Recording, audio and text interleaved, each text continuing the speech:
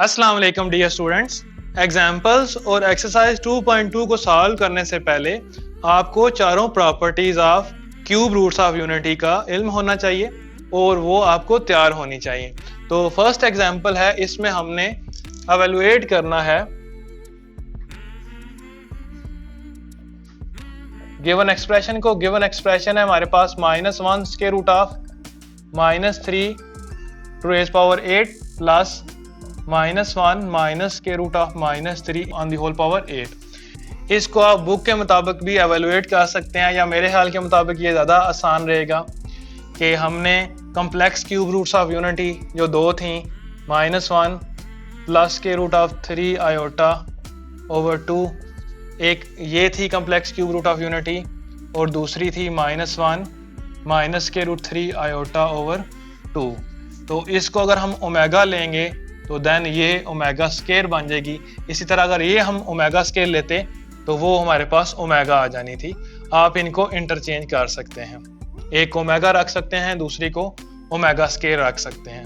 अब क्योंकि जो गिवन एक्सप्रेशन है उसमें स्केयर रूट के अंदर नेगेटिव साइन है, तो हम यहाँ पर इसको उस फॉर्म में लिखते हैं, हम बायर एयोटा लिखने के बजाय स्क्वायर रूट ऑफ -3 लिख देते हैं। एक ही बात है, ये भी सेम ही है।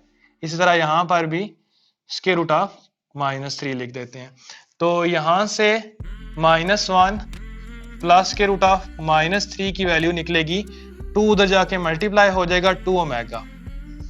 इसी तरह यहाँ पर -1 स्क्वायर रूट ऑफ -3 ओवर 2 था, तो ये 2 जब मल्टीप्लाई होगा उधर तो 2 ओमेगा स्क्वायर बन जाएगी राइट साइड इसकी। तो अब गिवन एक्सप्रेशन लिखते हैं। गिवन एक्सप्रेशन है हमारे पास -1 स्क्वायर रूट ऑफ -3 की power 8 plus -1 minus square root of -3 on whole raise power 8। Right side में ये जो पावर के अंदर वाली टर्म है इसको हमने सपोज किया था 2 ओमेगा, जो 2 ओमेगा आ जाएगा ऑन दी होल पावर 8। इस तरह यहाँ पर प्लस ये वाली जो टर्म थी इसको हमने 2 ओमेगा स्क्वायर लिया था, तो 2 ओमेगा स्क्वायर आ जाएगा ये on the whole raise power 8। तो 2 की पावर 8 अलग और ओमेगा की पावर 8 अलग। इसी तरह 2 की पावर 8 यहाँ पर भी अलग, और ओमेगा की पावर क्योंकि ऑलरेडी 2 मौजूद थी तो 8 और 2 मल्टीप्लाई होके 16।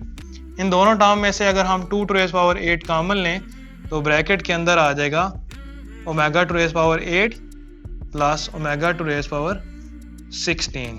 तो 2 की पावर 8 है, 2 की पावर 8 हम फाइंड आउट करेंगे जो 256 बनती है।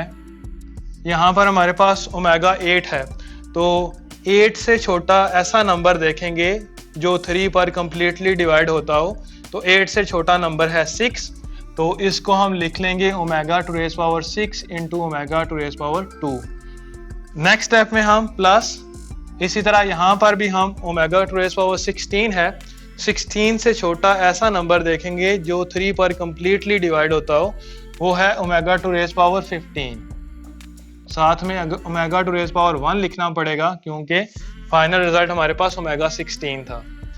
अब हम ओमेगा 6 को लिख लेंगे ओमेगा क्यूब का होल स्क्वायर, साथ में ओमेगा स्क्वायर उसी तरह, प्लस ओमेगा 15 को लिख लेंगे ओमेगा क्यूब की होल पावर 5, साथ में ओमेगा उसी तरह। अब क्योंकि हमने पढ़ा था ओमेगा क्यूब होता है 1 के इक्वल, ये हमने पढ़ा था, इसको हम यहाँ पर यूज करेंगे।